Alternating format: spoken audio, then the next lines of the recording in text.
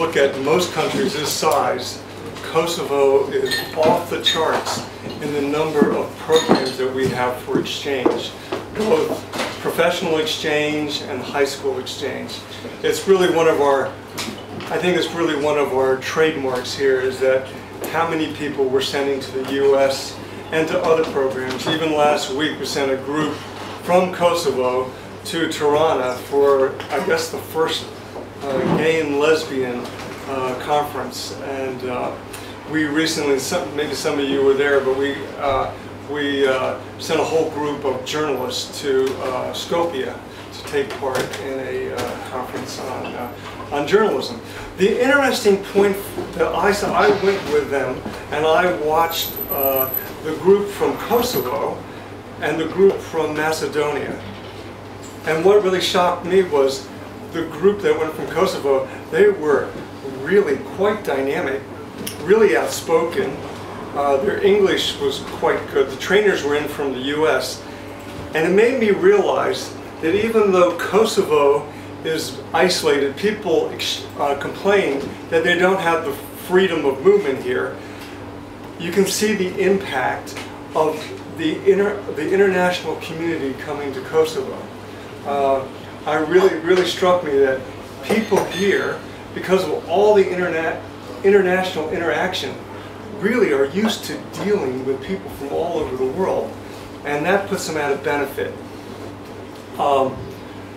We're very proud about our exchange programs. Each year I think we officially send about 18 people on the International Visitor Program. We have Fulbright programs, and we have really a sort of an equal exchange going on right now, and the government, as you know, the government of Kosovo just has pitched in $100,000 to help up the exchange for Fulbright.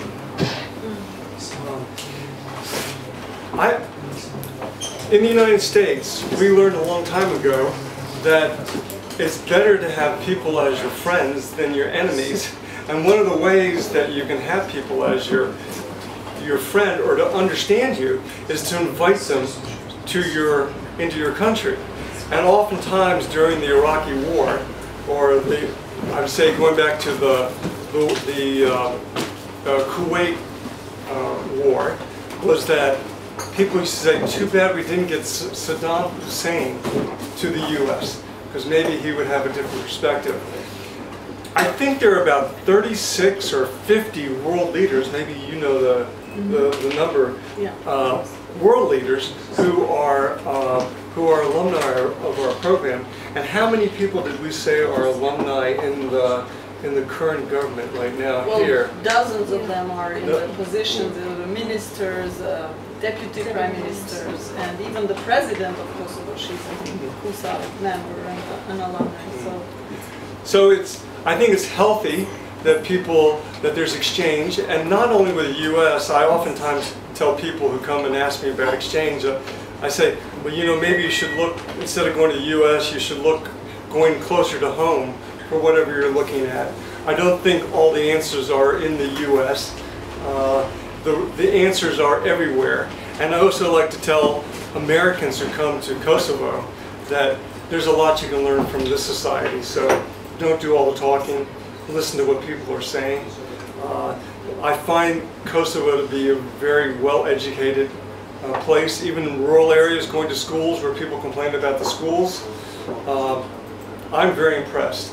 I think it's a really great society that's being built here. It's a lovely place. Recently I went and talked to a group of students at Don Bosco who are studying English. We support an English training program for like 13 to 18-year-olds there. And they all wanted to ask me about getting visas to the U.S. And I thought, wow, what a question from a young group like that. But I encouraged them. I said, you know, really Kosovo needs you. You need to figure out about what you can do here to build your nation. I think in meeting with all of you and meeting with people everywhere, if they've been to the U.S. or they've been to any place that I've lived and they like to engage me about their experiences, I know that makes the experience that you get outside your country really gives you a much richer life. I'm loving Kosovo, the experience that I'm getting here. I'm really valuing what I'm learning here. I value that I've learned to speak Albanian well enough that I can go anywhere and talk to people, because I don't think many foreigners can do that. One thing about budgets, it's a global economic crisis. I think the budget for, and this is off the record, Kosovo, the budget for supporting Kosovo and these types of projects have been preserved up to now. I'm fearful about what the future will look like for funding, but I think that what we've done in the last 10 years has been very vital for all of you to get to the United States to study or to go on an exchange program. And hopefully with more and more interaction, I hear a lot of students who are now getting to the United States without our help, without going through the Educational Advisory Center, and there seems to be more people just going for business, for conferences, and that sort of thing. Yeah, and Paul, that was very good what you said, and also just to add to that, because there are so many exchange program participants since '99, when the U.S. office Pristina officially opened here after the war, we have had many of participants going to the U.S., and that is why we realized as an embassy that we need to do something more to give back to the Kosovo society, for these alumni, to give to the Kosovo society and to exchange, to share their experiences with people here in Kosovo who otherwise didn't have a chance to go to the U.S. or looking forward to their chance to go to the U.S. So that is why in 2007, U.S. Office Pristina at that time, now U.S. Embassy, helped to establish the Kosovo United States Alumni Association, and up to now there are more than 400 members, registered members, but there are many other more members that need to be registered. They need to give their contribution to the Kosovo society and institutions and all that.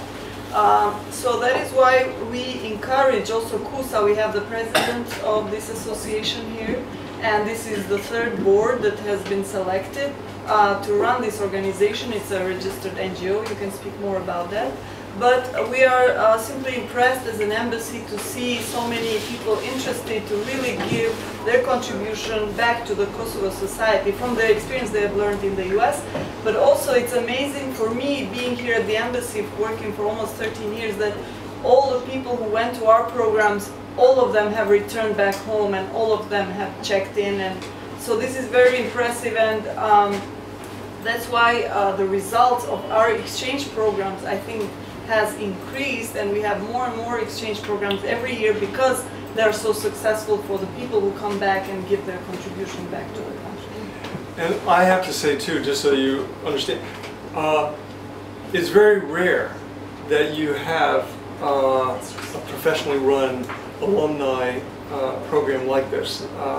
I've served in this position in several other countries that are 10, 15 times larger than Kosovo, with an equal number of alumni, but